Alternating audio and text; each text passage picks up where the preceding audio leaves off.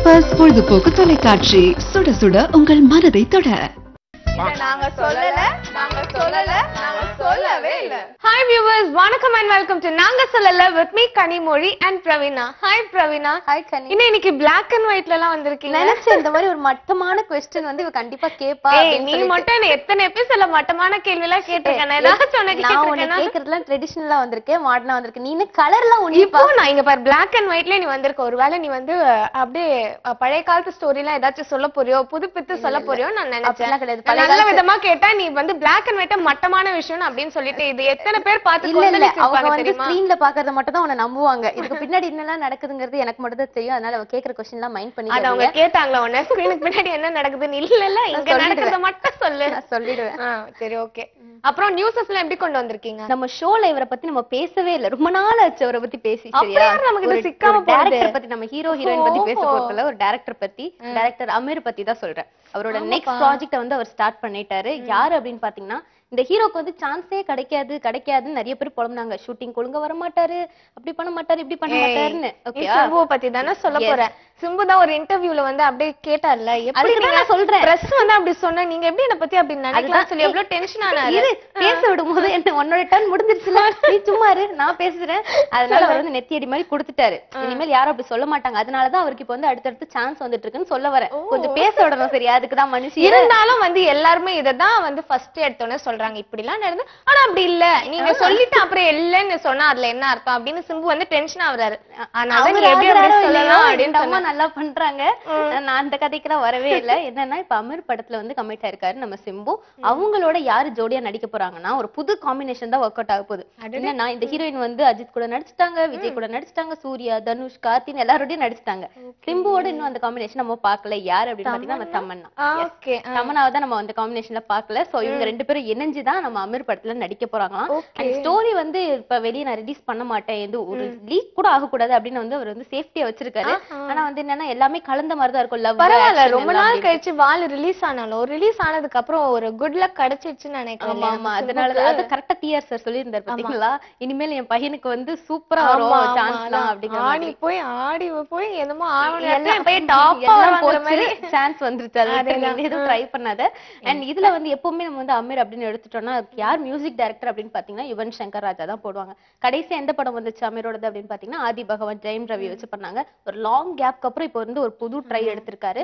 ஆனா என்னன்னா music director நம்ம ஏன் சேஞ்ச் பண்ணக்கூடாது அப்படின்னு சொல்லிட்டு அனிருத்த போட்டாரு நம்ம அமீர். அப்படியா?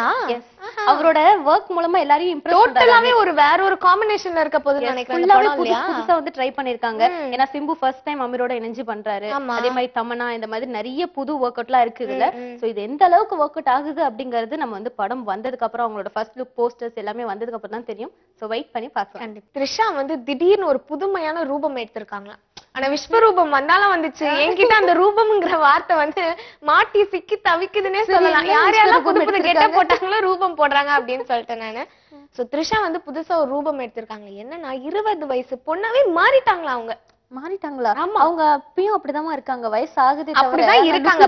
இத்தனை வருஷம் இண்டஸ்ட்ரி அவங்க வந்ததுக்கு அப்புறம் அப்ப பார்த்த மாதிரி இன்னமும் ஒரே ஹீரோயின் வந்து அவதே ஸ்லிம்மோட அவதே அழகோட இருக்காங்க. நம்ம த்ரிஷா மட்டும் தான் இல்லையா? அவங்களுக்கு வயசு ஆச்சா இல்லையானே டவுட்டா இருக்கு. இப்ப கூட 20 வயசு மாறிட்டாங்க. வயசு 20 தானே அப்படிங்கிற மாதிரிதான் நம்மளுக்கு எல்லாம் கேட்க தோணுது இல்ல. இப்ப என்னன்னா 20 வயசு பொண்ணு மாதிரி ஒரு படத்துல கெட்டப் போட்டிருக்காங்களா. என்ன படம்னு பாத்தீங்கன்னா படம் பேரே நாயகி.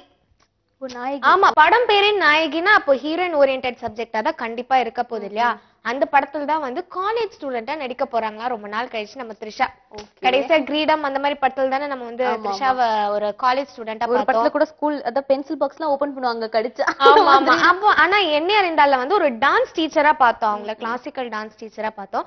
இப்ப திரும்பவும் வந்து ஒரு காலேஜ் கேர்லா நடிக்க போறாங்களா. அதுக்கு ஏற்கனவே அவங்க ஸ்லிம் தான், ஏற்கனவே அவங்க யங்கா தான் இருக்காங்க, அழகா இருக்காங்க. இந்த படத்துக்காக இன்னும் ஒர்க் அவுட் பண்ணி இன்னும் ஸ்லிம்மா முன்னாடி இருந்ததை விட அவ்வளவு ஒரு அழகு கூட்டிட்டாங்களா. ஆல்ரெடி அவங்களுக்கு எக்கச்சக்கமான அழகு கொட்டி கிடக்கு. அவங்க வரை இன்னும் அழகா ஆகியிருக்காங்களா. இதை பார்த்துட்டு நயன்தாரா வந்து அவங்களுக்கு விஷ் பண்ணிருக்காங்களா. முன்னாடிலாம் சொன்னாங்க தெரியல, நயன்தாராவும் த்ரிஷாவும் தான் இப்போதைக்கு இண்டஸ்ட்ரியில வந்து டாப் ஹீரோனா இருக்காங்க. இவங்க ரெண்டு பேருக்குள்ளதான் அப்பப்போ சண்டைலாம் வரும், நிறைய மனக்கசப்பெல்லாம் அதுக்கப்புறம் வந்து இண்டஸ்ட்ரியே பேச ஆரம்பிச்சது. இண்டஸ்ட்ரியில பெஸ்ட் ஃப்ரெண்ட்ஸ் யாருன்னு கேட்டீங்கன்னா ஹீரோயின் த்ரிஷாவும் நயன்தாராவும் தான். அவங்களுக்கு ஈடு கொடுக்குற மாதிரி வேற யாரு இருக்கா அப்படிங்கிற மாதிரி எல்லாம் டாக் வந்துச்சு இல்லையா.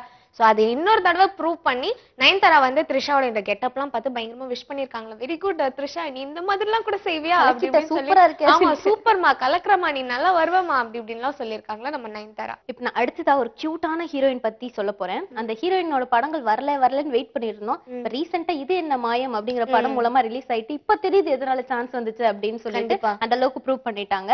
சோ யார பத்தி சொல்றேன்னா கீர்த்தி சுரேஷ் பத்தி தான் நான் சொல்லிட்டு இருக்கேன். சோ இப்போ வந்து அவங்க வந்து ஆச்சரியமா கேட்டிருக்காங்க, என்னது நான் போய் தனுஷ் படத்துல இருந்து விலகிட்டேன், யார் அப்படி சொன்னா அப்படின்னு. நம்மள மாதிரி யாரோ பழனி கலக்கி விட்டுருப்பாங்க போல. அவங்க அதுக்கு பதிலடி கொடுத்துட்டாங்க. அப்பெல்லாம் எதுவும் கிடையாது. நீங்க வேற எனக்கே நல்லா போயிட்டு இருக்கு, இதுல நடுவுல நீங்க வேற நம்மள வாய் வச்ச ஞாபகம் ரூமர்ஸே வரல அவங்கள பத்தி அப்படின்ட்டு வந்துருச்சு. இப்ப யாரோ கலக்கி விட்டாங்க. அவங்க சொல்லிருக்காங்க இந்த மாதிரி அப்படிலாம் எதுவும் இல்ல, தனுஷோட கிடைக்கிற சான்ஸே ஒரு லக்கு தான் சொல்லணும். அத போய் நான் போய் வேணான்னு சொல்லுவேன், நான் இன்னும் அவரோட ஒர்க் பண்ணிட்டு தான் இருக்கேன். சோ பிரபு சலமன் சார் வேற எடுக்கிறாருன்னு சொல்லிருக்காங்க. உங்க எல்லாருக்குமே தெரியும் அவங்க தான் டைரக்டர்னு. சோ இந்த ஒரு சூப்பரான சான்ஸ் நான் மிஸ் பண்ணுவேனா, எப்படி இப்படி எல்லாம் கேவலமா கொஸ்டின் கேக்குறீங்க நீங்க அப்படிங்கிற மாதிரி அவங்க கொஞ்சம் டென்ஷன் ஆயிட்டு அவங்க சொல்லிருக்காங்க. அது மட்டும் இல்லாம என்ன சொல்லிருக்காங்க அப்படின்னு பாத்தீங்கன்னா, இப்ப நான் நார்த் சைட்ல வந்து ஷூட் பண்ணிட்டு இருக்கனால எனக்கு என்ன பத்தி இப்படி ரூமர்ஸ் வரத்தான் செய்யும். அதெல்லாம் ஏன் நம்புறீங்க நீங்க அப்படின்ட்டு. ஸ்டோரி எப்படின்னா அங்க குறிப்பிட்ட இடத்துல என்ன பாக்கல அப்படின்னதும் வந்து எங்கேயும் ஓடி போயிட்டு வந்திருப்பாங்களே, இன்னும் வரலையா, அப்ப ஏதோ ஒண்ணு இருக்கு அப்படிங்கிற மாதிரி தான் நம்ம வந்து பேசிட்டோம் போல. சோ அப்பெல்லாம் எதுவும் கிடையாது, நான் இன்னும் ஒர்க் பண்ணிட்டு தான் இருக்கேன். சோ இந்த ஸ்டோரியை பத்தி நம்ம ஆல்ரெடி சொல்லியிருக்கோம் இல்லையா, அது வந்து ஒரு டிராவல்ல தான் இருக்கும் அப்படின்னு சொல்லிட்டு. அதுல வந்து நம்ம தனுஷ் தான் வந்து இந்த சாப்பாடு குடுக்குற மாதிரி, இந்த சமையல்கிற மாதிரி வந்துட்டு போற கேரக்டர். அதுல எப்படி காதல் வந்து மலருது அப்படிங்கறத கான்செப்ட். சோ அந்த ட்ரெயின் ஷூட்டிங்ல அந்த பக்கம் நார்த் சைட்ல நான் இருந்தேன்னா ட்ரெயின் ஏறி ஓடிட்டேன்னு நினைச்சுவியா நீ அப்படின்னு சொல்ற மாதிரி சொல்லியிருக்காங்க. சோ அவங்க வந்து தனுஷ் படத்துல குவிட் பண்ணல, இன்னும் நடிச்சுட்டு தான் இருக்காங்க. கூடிய சீக்கிரத்துல ஒரு சூப்பரான படத்தை நீங்க பார்க்க போறீங்க அப்படின்னு சொல்லிருக்காங்க. இப்போ நான் வந்து ஒரு அதிர்ச்சியான விஷயத்த சொல்ல போறேன். அப்படியா? ஆமா, என்ன மனசுல திடகாத்தமா படுத்தி வச்சுக்கோ. நீ சொல்லு, தயவு செஞ்சு சொல்லு. கேட்கும் போதே நான் வந்து அப்படியே அவ்வளோ ஷாக் ஆயிட்டேன் நானே. நான் இப்போ உன்னை பார்த்தேன், நீ அப்படி எதுவும் ஷாக் ஆன மாதிரி எனக்கு தெரியலையேமா. இல்ல ஷாக், இப்போ நான் இவ்வளவு நேரம் ஜாலியான நியூஸ் சொன்னதுனால நான் வந்து ஷாக் ஆகல. பட் இப்ப அது சொன்னதுனால திருப்பி அந்த மூடுக்கு நான் போயிட்டேன். நீ வந்து ரொம்ப ஷாக்ல சொல்றீங்க. பயங்கர ஷாக்ல ரொம்ப சீரியஸா சொல்ல போறேன். நம்ம மிஷ்கின் இருக்கார்ல, அவர் வந்து நம்ம தமிழ் இண்டஸ்ட்ரி விட்டு போயிடலான்னு இருக்காராம். அதாவது சினிமா விட்டே போயிடலான்னு இருக்காராம். இப்படி ஒரு முடிவு? ஆமா, இத கேட்டுதான் நான் அதிர்ச்சி ஆயிட்டேன். இப்போ ஒத்துக்கிறேன் அதிர்ச்சியான விஷயம் அப்படின்னு சொல்லிட்டு. ஏன்னா வந்து ஃபர்ஸ்ட் சித்திரம் பேசுதடி அப்படின்னு சொல்லி ஒரு படம் எடுத்தாரு. அந்த படம் சூப்பரான ஹிட். அதை தொடர்ந்து நிறைய வந்து ஒரு 2-3 படங்கள் தொடர்ந்து ஹிட்டான மூவிஸ் தான் கொடுத்தாரு. பட் வந்து முகமூடி படம்னு ஒண்ணு எடுத்தாரு. அந்த படம் சுத்தமா ஹிட்டே ஆகல இல்லையா. அதுக்கப்புறம் தான் ஜீவாக்குமே வந்து படங்கள் வாய்ப்பு இல்லாம போச்சு. அந்த படம் வந்து டோட்டலா ஃபெயிலியர் ஆனதுனால. சோ மிஷ்கின் அதுக்கப்புறமா வந்து ஓனாயும் மாட்டுக்குட்டியும் படம் எடுத்தாரு. அதுக்கப்புறம் பிசாசு படம் எடுத்தாரு. இந்த படம் ரெண்டுமே வந்து நல்லா தான் ஓடிச்சு. ஆனா வசூல்னு பார்த்தா அந்த அளவுக்கு வசூல் வரல இல்லையா. படம் என்னதான் நல்லா ஓடினாலும் வசூல் வரணும் தானே. ஏன்னா அவரே வேற ப்ரொடியூஸ் பண்ணி இருந்தாரு. ஓனாயம் மாட்டுக்குட்டி வந்து அவரோட ஓன் ப்ரொடக்ஷன்ல தான் பண்ணாரு. பட் வசூல் அந்த அளவுக்கு வரல படம் ஓடின மாதிரி அப்படின்னு சொல்லிட்டு ரொம்ப ஃபீல் பண்ணிட்டு இருந்தாரு. அதனால என்ன முடிவு எடுத்திருக்காருன்னா, இதுக்கப்புறம் நான் ஒரு 2-3 படம் பண்ணுவேன். அந்த படம் ஓடுதா இல்லையான்னு பார்ப்பேன். பட் அது ஓடினாலும் ஓடலனாலும் நான் வந்து இனிமேல இண்டஸ்ட்ரியில இருக்க மாட்டேன், போயிடலான்னு யோசிக்கிறேன் நானு. ஏன்னா வந்து நிறைய லாஸ் வருது. எனக்குன்னு செட் ஆஃப் ஸ்டைல்ஸ் இருக்காங்க தான், ஃபேன்ஸ் இருக்காங்க தான் என் ஸ்டைலுக்கு பிடிச்சு. பட் இருந்தாலும் வந்து எனக்கு ஏதோ செட் ஆகலையோ அப்படிங்கிற மாதிரி தோணுது. சோ அதனால நான் இண்டஸ்ட்ரியை விட்டு போயிடலாம். ஆக்சுவலா இப்போ வந்து டைரக்டர் ஆகணும் அப்படின்னு இருக்கிற யங்ஸ்டர்ஸ்க்குலாம் நிறைய ரோல் மாடலா இவர் இருக்காரு. ஆமா, மிஷ்கின் சார் எல்லாருமே வந்து உனக்கு யார் மாதிரி டைரக்டர் ஆகணும்னா மிஷ்கின் மாதிரி ஆகணும் அப்படின்னு எல்லாமே டக்குன்னு வாயில இருந்து ஈஸியா சொல்லிடுவாங்க அவர் பேரை. சோ அந்த அளவுக்கு சூப்பரான ஒரு டைரக்டர் வந்து எதுக்கு இவ்வளவு ஒரு சீரியஸான முடிவு எடுத்தாருன்னே தெரியல. அண்ட் இன்னொரு பிளானும் வச்சிருக்காராம். என்னன்னு பாத்தீங்கன்னா கூத்து பற்றி ஆரம்பிக்கிறதா இருக்காராம். சோ அதுல நான் என்னோட ஸ்டைல் வந்து உங்களுக்கு பிடிக்குதுன்னு சொல்றீங்களா, ஓகே நான் என்னோட ஸ்டைல் ஆஃப் ஆக்டிங் நான் உங்களுக்கு டீச் பண்றேன் அப்படிங்கிற மாதிரி சொல்லியிருக்காராம். சோ இதெல்லாம் தாண்டி என்ன முடிவு எடுப்பாரு அப்படிங்கிறது தெரியல. பட் நிறைய ஃபேன்ஸுக்குலாம் இது வந்து நிஜமாவே அதிர்ச்சியா தான் இருக்கும். என்னதான் 2-3 படங்கள் ஓடலனா கூட மிஷ்கினோட ஸ்டைல்னா அதுக்கு ஒரு தனித்துவம் இருக்கதா செய்யும் இல்லையா. அது வந்து அவரோட ஸ்டைல் வேற யாருக்குமே வராது. பட் ஏன் இந்த மாதிரி முடிவு எடுத்தாருன்னு சொல்லி தெரியல. பாப்போம் இந்த முடிவுல ஏதாச்சும் மாத்திக்கிறாரா இல்லையா. அடுத்த படம் ஓடலனா தானே அவர் சொன்னாரு. இல்ல அப்படி சொல்லல அவர். அது ஓடினாலும் ஓடலனாலும் நான் விலகிடுறதா இருக்கேன் அப்படிங்கிற மாதிரி சொல்லியிருக்காரு. பட் இருந்தாலும் 2-3 படம் கொடுப்பாராம். மேபி அந்த படம் நல்ல ஹிட் ஆச்சுன்னா அவரும் கொஞ்சம் மனசு மாறலாம் இல்லையா. சோ அதனால அவர் படங்கள் எல்லாம் ஹிட் ஆகணும்னு சொல்லிட்டு நம்ம ப்ரேயர் பண்ணிருக்கேன். இப்ப நான் அடுத்ததான் நம்ம தலையை பத்தின நியூஸ் தான் நான் சொல்ல போறேன். அடடே, நம்மளோட ஷோன்னு எடுத்துட்டோம்னா தளபதி அவங்கள பத்தின நியூஸ் இல்லாம அது வந்து போக முடியாது. நம்ம தலைவரா இருக்கட்டும், இந்த மாதிரி லீட் ஹீரோஸ் பத்தி நம்ம கண்டிப்பா வைக்கணும். இல்ல அவங்க எல்லாம் எந்திரிச்சு போயிடுவாங்க, நமக்கு நல்லா தெரியும். அவங்க எல்லாம் இருக்கிறதுனால தான் அவங்கள பத்தி சொல்லுவாங்க அப்படின்னு வெயிட் பண்ணி பாத்துட்டாங்க. எண்ட் வரைக்கும் வெயிட் பண்ணிட்டு இருக்காங்க. அதனால தான் சோ இப்ப நம்ம தலையை பத்தி தான் சொல்ல போறேன். இப்போ ஃபேன்ஸ்லாம் ரொம்ப கொஞ்சம் வருத்தத்துல இருக்காங்க தலையை நினைச்சு. எதனால அப்படின்னு பாத்தீங்கன்னா, இப்ப தலை 56 படத்தை பத்தி எல்லாருக்குமே தெரியும். நிறைய பேசிட்டோம். தங்கச்சி யாரு தங்கச்சிக்கு ஹீரோவா பண்றது யாரு, ஹீரோயின் யாரு எல்லாம் பேசியாச்சு. சோ இந்த படத்துல வந்து ஒரு போஸ்டர் மட்டும் வெளியாயிருக்கு. என்ன அப்படின்னு பாத்தீங்கன்னா லட்சுமி மேனன் கூட்டிட்டு போற மாதிரி, லக்கேஜ்ல வச்சுட்டு அப்படியே கூட்டிட்டு போற மாதிரி ஒரு சீன், சுத்தி அவங்களோட ஆடியன்ஸ்ல இருப்பாங்களா அவங்க கை தட்டுற மாதிரி ஏதோ ஒரு சீன் போல. அந்த மாதிரி சீன் வந்து போஸ்டர் வெளியானோன்னு ஃபேன்ஸ்லாம் ரொம்ப ஷாக் ஆயிட்டாங்களாம். என்ன ஒரு டிஃபரெண்டான கெட்டப் நாங்க எதிர்பார்த்தோமே, திரும்பி சால்ட் அண்ட் பேப்பர் லுக்லயே இருக்காங்களே அப்படிங்கிற ஒரு வருத்தம் தான் ஃபேன்ஸ் கிடையில. எஸ், ஏன்னா வந்து பாத்தீங்கன்னா அடுத்தடுத்து தொடர்ந்து அப்படிதான் வீரம்ல இருந்து அப்படிதான் வந்துட்டே இருக்காங்க. ஆனா அது அவருக்கு சூப்பரா தான் இருக்கு. கெட்டப் அவங்க வந்து சேஞ்ச் பண்ணுங்கிற அவசியமே இல்ல. ஆனாலும் நாங்க அப்படியே பார்த்து பார்த்து பழகிடுச்சு. பழைய அஜித், அதாவது ஃபுல்லா பிளாக் கலர்ல டை அடிச்சுட்டு அந்த மாதிரி எங்களுக்கு பாக்கணும்னு ஆசையா இருக்கு. அது என்ன இருந்தால பாத்தாங்களா போதாதாமா?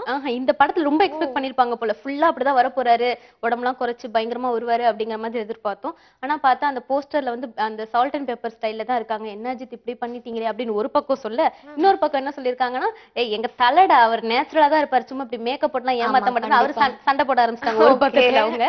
சோ ரெண்டு தரப்பினர் ரெண்டுமே அஜித் ஃபேன்ஸ் தான். சில பேருக்கு எக்ஸ்பெக்டேஷன் இருக்கும்ல, இப்படி இருந்தா நல்லா இருக்கும் அஜித் அப்படிங்கிற மாதிரி.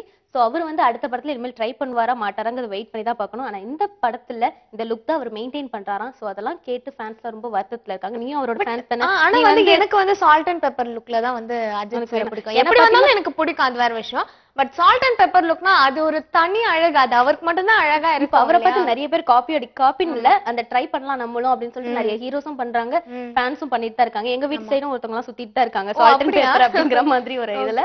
சோ அடுத்த படத்துல அவர் கெட்டப்ப சேஞ்ச் பண்ணுவாரா மாட்டாரா அப்படிங்கறதெல்லாம் நம்ம வெயிட் பண்ணி தான் பார்க்கலாம். விஜய் ஆண்டனி இருக்காருல்ல, அதாவது மியூசிக் டைரக்டரா களமிறங்கினாரு. அதுக்கப்புறம் அவரே பாட ஆரம்பிச்சாரு. அதுக்கப்புறம் அவரே கூட பாட்டு எழுதினாருன்னு நினைக்கிறேன். ஹிப்ஹாப் எல்லாம் பண்ணாரு. இந்த ஆத்திச்சூடியை வச்சு ஹிப்ஹாப் பண்ண முடியுமா அப்படிங்கிறது வந்து நம்ம விஜய் ஆண்டனி தான் முதல் தடவை அதெல்லாம் இன்ட்ரோ பண்ணாரு இல்லையா. அதுக்கப்புறம் ஹீரோவா களம் இறங்கினாரு. சூப்பர் டூப்பர் படம் எல்லாம் நடிச்சாரு. ஃபர்ஸ்ட் வந்து நான் அப்படிங்கிற படம் நடிச்சாரு, அப்புறம் சலீம் நடிச்சாரு, அந்த மாதிரி நிறைய படம் நடிச்சாரு. இப்ப லாஸ்டா வந்து இந்தியா பாகிஸ்தான் அப்படிங்கிற படம் நடிச்சாரு. அவரோட படங்கள் பாத்தீங்கன்னா ஃபிளாப்பே ஆகல. என்னதான் ஓஹோன்னு ஓடலன்னா கூட பட் ஓடிட்டு தான் இருக்கு. நான் சலீம் படம்லாம் நல்லா ஃபேமஸாவே ஆச்சு இல்லையா. இந்தியா பாகிஸ்தானும் சூப்பரா ஒரு அளவுக்கு மாடரேட்டா போச்சு. ஸோ அவரோட படங்கள் எல்லாமே ஒரு ரேஞ்ச்ல தான் போயிட்டு இருக்கு, நல்ல ஒரு லெவல்ல போயிட்டு இருக்கு. அண்ட் அவரோட படங்கள் ப்ரொடியூஸ் பண்றது பாத்தீங்கன்னா இவரும் ப்ரொடியூஸ் பண்ணாரு அண்ட் கோ ப்ரொடக்ஷன்ஸும் வந்து ப்ரொடியூஸ் பண்ணுவாங்க. பட் இப்போ ஒரு படம் நடிச்சிருக்காரு இல்லையா, பிச்சைக்காரன் படம். அந்த படத்தை பார்த்தா அவரே அழுதுட்டாராம். அதாவது இன்னும் வெளியே வரல, பட் அந்த படத்துல ஒரு காட்சி இருக்கான், அது நடிச்சுதான் திரும்ப அவுட் பாத்துருப்பார் போல இருக்கு. அதை பார்க்கும்போது அவரே கண் கலங்கிட்டாராம். சசி அப்படிங்கிற இல்லம்மா அத பார்த்து இப்படி ஒரு என்ன சொல்றது டைலாக் ஆகட்டும், இப்படி ஒரு இந்த படத்தோட டைரக்டர் எனக்கு கொடுத்திருக்காரு. இந்த படத்தை டைரக்ட் பண்ணிருக்கிறது சசி, ஓகேவா. சோ சசிய புகழ்ந்து அவருக்கு வந்து ஆனந்த கண்ணீரே வந்துருச்சா. நான் வந்து ஆனந்த கண்ணீர்னு விட்டதுனால இந்த புள்ள வேற ஏதோ நினைச்சிருச்சு. ஆமா, சோ ஆனந்த கண்ணீர் தான் இது. சோ பிச்சைக்காரன் படம் வந்து ஆக்சுவலா வந்து ஒரு காமெடியான படம் தானா. என்னதான் காமெடி இருந்தாலும் அதுலயே வந்து ஒரு சென்டிமெண்டான காட்சிகள் எல்லாமும் நிறைய இருக்கான். படம் ஒரு பாயிண்ட் ஆஃப் டைம்ல காமெடியா போனாலும் அடுத்த பார்ட்ல வந்து ரொம்பவே வந்து ஒரு சீரியஸா ஒரு என்ன சொல்றது ஒரு சென்டிமெண்ட் ஸ்டோரியா தான் போகும். சோ அந்த மாதிரி இருக்கிற பட்சத்துல ஒரு சீன் இருக்கான், காமெடியா தான் இருக்குமா, ஆனா அந்த காமெடியிலேயே சென்டிமெண்டா சொல்ற மாதிரி ஒரு டயலாக் இருக்குமா. சோ அத வந்து நான் பேசும்போது கூட இவ்வளவு எமோஷனல் ஆகல, அதை நான் ஸ்கிரீன்ல பார்க்கும்போது இப்படி ஒரு டயலாக் கான்ஃபிடன்ஸ் வந்திருக்கும்ல. கண்டிப்பா. ஆனா இந்த படத்தை வந்து இவர் மட்டும் தான் ப்ரொடியூஸ் பண்றாரு, ஓகே. இன்னும் கோ ப்ரொடியூசர்ஸ் யாருமே கிடைக்கல. ஆனா வந்து இந்த படத்தை பத்தி என்ன சொல்லியிருக்காங்க, இந்த படம் நிஜமாவே எனக்கு ரொம்ப கான்பிடென்ட்டா இருக்கு. என்னோட மத்த படங்களை விட இந்த படம் கண்டிப்பாவே வந்து ஒரு சைன் பண்ற ஒரு படமா தான் இருக்கும். சூப்பரான கதையா அமைஞ்சிருக்கு. சசிக்கு தான் நான் வந்து ரொம்ப தேங்க்ஸ் சொல்லணும். ஏன்னா அந்த அளவுக்கு பெஸ்டான மூவி என்னோட கெரியர்ல கொடுத்திருக்காருன்னே நான் சொல்லுவேன் அப்படின்னு ரொம்ப கான்பிடென்ட்டா பேசியிருக்காரா. அவர் பார்த்து ஆனந்த கண்ணீரே விட்டுட்டாருன்னா பாத்துக்கோங்க. பட் நம்ம பார்த்து ஆனந்த கண்ணீர் விடணும்னா அந்த படம் ரிலீஸ் ஆன பேர் தான் பார்த்து தெரிஞ்சுக்க முடியும். நீர் மட்டும் தான் கபாலியை பத்தி நியூஸ் சொல்வியா? நானும் தான் சொல்வேன். கேட்டு வாங்கிட்டு வந்தேன். அந்த கணிக்கு மட்டும் என்ன நீங்க கபாலி நியூஸ் கொடுத்துக்கிட்டே இருக்கீங்க அப்படின்னு சொல்லிட்டு நான் கேட்டு வாங்க. இதுல இருந்து நீ ஒரு உண்மையை வந்து வெளிப்படையா சொல்லிட்டேன். என்னது? அதை நான் உனக்கு அப்புறமா சொல்றேன்.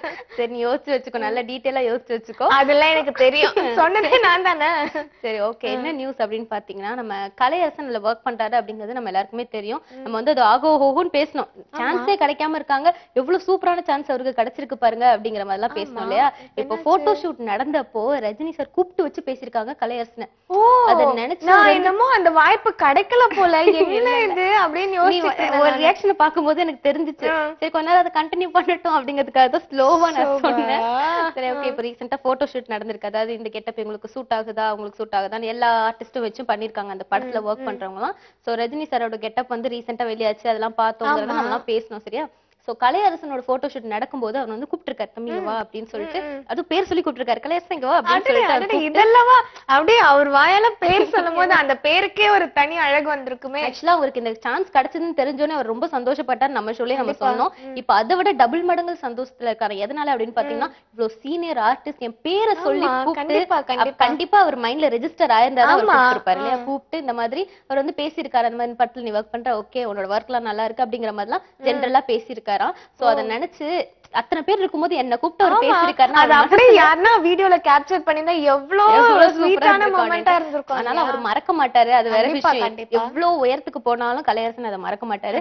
ஏன்னா இவ்வளவு ஒரு சீனியரான ஒரு ஆர்டிஸ்ட் வந்து கூப்பிட்டு பேசுறது அப்படிங்கிறது சாதாரண விஷயமே கிடையாது. பேரு சொல்லி கூப்பிட்டு பேசுறாங்கன்னும் போது அந்த இடத்துல நிக்கிறார் கலை இல்லையா. ஆமா, அவரு ஒரு பக்கம் இருக்கு. இப்ப வந்து ரஜினிக்கு எவ்வளவு வந்து சந்தோஷமா இருக்கும் இந்த மாதிரி இந்த சின்ன விஷயத்துக்கு இப்படி ஒரு சந்தோஷப்படுறாங்களா நம்ம ஃபேன்ஸ் கண்டிப்பா இருக்கு.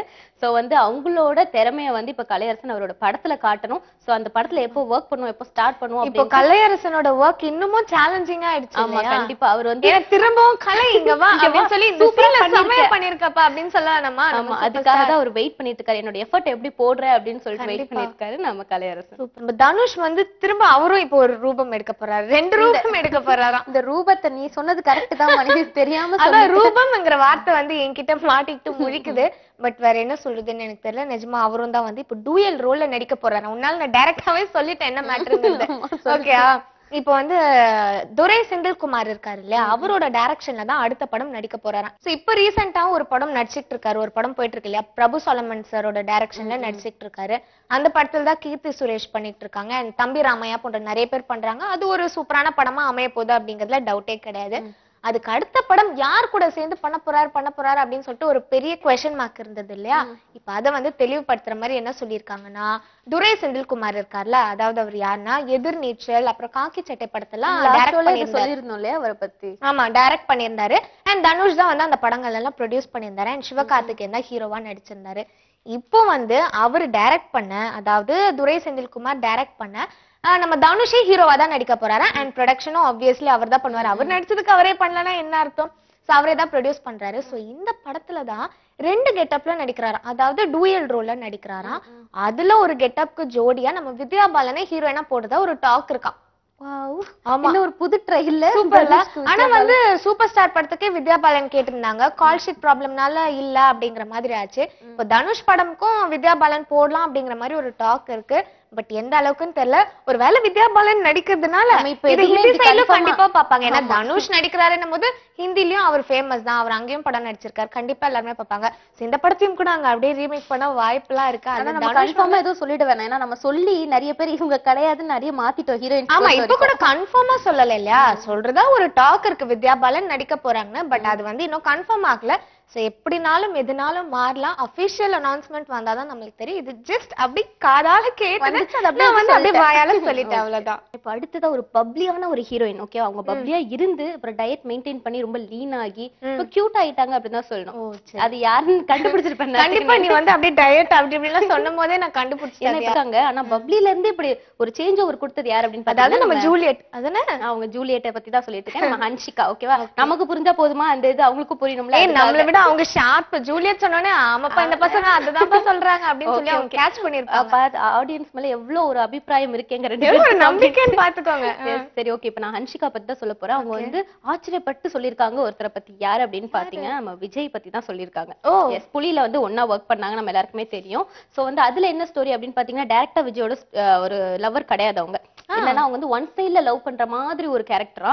சோ இதுக்கு முன்னாடி நான் வந்து வேலாயுதம் படத்துல வந்து விஜய் சரோட ஒர்க் பண்ணேன். ஆனா அப்ப வந்து என்னன்னா அவர் வந்து ரூமை விட்டு வெளியே வந்தாலோ இல்ல வந்து ஆக்ஷன் அப்படின்னு சொன்னாலும் வெறும் நடிப்புல மட்டும் தான் கான்சென்ட்ரேட் பண்ணுவாரு. என் கூட எல்லாம் பேசி அவருக்கு டைமே கிடையாதுப்பா. நீங்க என்னப்பா அவரை பத்தி சொல்லுங்கன்றீங்கன்னா அப்படி சொல்லிதான் மெயின்டைன் பண்ணாங்க. ஆனா இந்த பட ஷூட்டிங், அதாவது புலி பட ஷூட்டிங் முடிஞ்சதுக்கு அப்புறம் அவங்க என்ன சொல்றாங்கன்னா, சே என்ன சூப்பரான ஒரு பர்சன், நல்லா பேசுறாரு, உட்கார்ந்து இந்த மாதிரி அட்வைஸ் பண்றாரு. இந்த ஷோ நான் யோசிக்கிறேன், வேலாயுதம் படம் ஷூட்டிங்ல இவ்வளவு நல்ல வாய்ப்பு நம்ம தெரியாம நம்ம அப்படி ஒரு இன்டர்வியூ கொடுத்துட்டோமோ, இப்ப யாராவது வந்து கேளுங்க நான் சொல்றேன் விஜய் சாரை பத்தி அப்படிங்கிற மாதிரி சொல்லிட்டு இருக்காங்க ஹன்ஷிகா. அது மட்டும் இல்லாம இன்னும் கொஞ்ச நாள் நான் ஒர்க் பண்ணணும்னு ஆசைப்பட்டேன் விஜயோட, அவ்வளவு சூப்பரா இருந்தது, எனக்கு வெளியே வந்து நிறைய டீச் பண்ணாரு, அந்த மாதிரி நிறைய விஷயங்கள் சொன்னாங்க. அண்ட் இன்னமும் அவரை பார்த்து நான் வியக்கிற விஷயம் என்னன்னா டான்ஸ். நான் 2 படம் ஒர்க் பண்ணிட்டாலும் அவரோட நான் இணைஞ்சு டான்ஸ் ஆடணும் அப்படின்னு ஒரு வார்த்தை டைரக்டர் சொல்லிட்டாருன்னா எனக்கு பக்கு பக்குன்னு இருக்கும். பேஸ்மெண்ட் பில்டிங் எல்லாமே வீக் ஆயிடும் அப்படின்னு நிறைய பேர் சொல்லுவாங்க இந்த மாதிரி ஹீரோ வந்து ஒரே டேக்ல முடிச்சிருவாரு. விஜய் வந்து ஹீரோயின்ஸ்க்காக தான் டேக் அடிக்கடி போகும், ஆனாலும் அவர் வந்து சலிக்காம ஆடுவாரு அப்படின்னு சொல்லிட்டு. சோ அந்த பயம் எனக்கும் இருந்துச்சு. நான் டேக் எடுத்து அவரை கஷ்டப்படுத்த கூடாது, என்னையும் நான் கஷ்டப்படுத்த கூடாது. இந்த மாதிரி யோசிக்கும் போதுதான் டேக் வாங்க தோணும் இல்லையா? ஆமா, அதனால அவங்க சொல்லிருக்காங்க நான் 2 படம் ஒர்க் பண்ணியிருந்தாலும் எனக்கு டான்ஸ் ஆடணும் அப்படின்னு தோணும் போது கொஞ்சம் பயமா தான் இருக்கும். இவ்வளவு சீனியரான ஒரு டான்ஸரோட ஆடணுமே அப்படின்னு சொல்லிட்டு. ஓரளவுக்கு பேர் போன ஹீரோ மத்தியிலே வந்து விஜய் சார் தான் ஃபர்ஸ்ட் சொல்லுவாங்க, அதுக்கப்புறம் தான் தனுஷ் சிம்பு அப்படியே அடுத்தடுத்து சொல்லுவாங்க. பட் விஜய் சார்னா ஐயோ அவர் கூட டான்ஸ் ஆட முடியாது எல்லாருமே பயப்படுவாங்க. சோ வந்து அதனால அவங்க நான் ஓரளவுக்கு ஆடி இருக்கேன் புலியில, நீங்க ரிலீஸ் ஆனதுக்கு அப்புறம் கமெண்ட் கொடுங்க நான் ஆடி இருக்கேனா இல்ல சும்மா நடிச்சிருக்கேனா அப்படின்னு சொல்லிட்டு நின்னு இருக்கேனா. சோ இன்னைக்கு பல சுவாரஸ்யமான இன்ஃபர்மேஷன் எல்லாம் சொன்னோம், ஒரு அதிர்ச்சிகரமான விஷயம் எல்லாம் நம்ம சொல்லியிருக்கோம் இல்லையா? இதே போல அடுத்த வாரமும் சுட சுட நிறைய இன்ஃபர்மேஷன்ஸ் எல்லாம் கொடுக்கலாம். நீ இந்த சூட விட்டாது சரியா? சுட சுட சுட என்ன வார வாரம் அப்படியே பெப்பர்ஸ் என்ன சுட சுட உங்கள் மனதை தொட தானே நம்மளோட டேக்லைனே அதுதான். அது நம்ம ஷோல பதிவு பண்ண வேணாமா? சோ சுட சுட நம்ம வந்து இன்ஃபர்மேஷன்ஸ் எல்லாம் கொடுத்துட்டு இருக்கோம் இல்லையா நம்ம பெப்பர்ஸ் டிவினால வந்து இவ்வளவு சுட சுட கொடுத்துட்டு இருக்கோம். இதே போல அடுத்த வாரமும் நிறைய இன்ஃபர்மேஷன்ஸ் கொண்டு வரலாம். பட் அதுக்கு முன்னாடி நம்ம என்ன சொல்லணும்? சொல்லிடலாம். நாங்க சொல்லல, நாங்க சொல்லல, நாங்க சொல்லவே இல்ல.